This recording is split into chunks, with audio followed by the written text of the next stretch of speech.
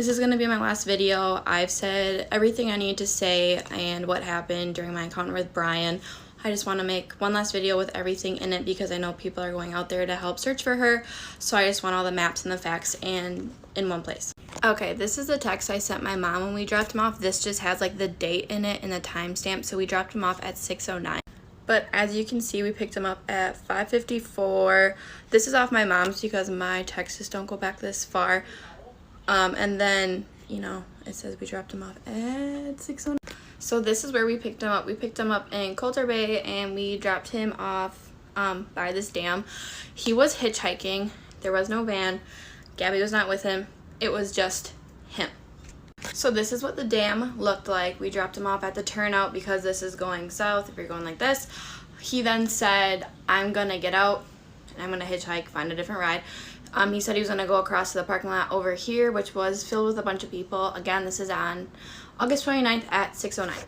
So this is a map of Grand Teton National Park. During our ride, he said, well, before he got in the car, he said I wanted to go to Jackson. So this is Jackson, like right there. You can see it says Jackson, south of the park, right?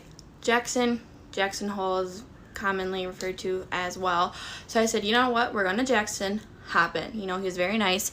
He offered us $200 to give him this ride, and we picked him up. You can see here, Coulter Bay, right there. So like pretty north of the park. And he said he was hiking along Snake River, which is up here, and it kind of like goes down a little bit.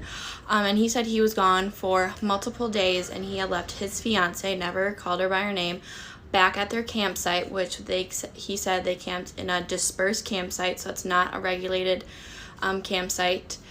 And he was gone for multiple days without her, and he was sleeping on a tarp. When we picked him up, he had a backpack, long sleeves, a hat on, and scruff. He wasn't clean shaved, and he had hiking boots on, but he didn't look dirty. The only thing dirty about him were his shoes.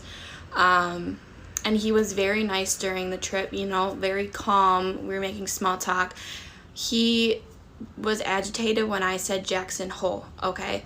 So we were going south to Jackson. There's no other place in the Tetons called Jackson.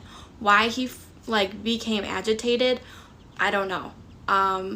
He just was very set on getting out of the car, which is why we pulled out by the dam, and that's why he got out. I don't know why he wanted to get out so bad. I don't know what other place he wanted to go to because there's only one Jackson. So that's all I have, and I hope she's returned safely and they find her safe. I just wanted to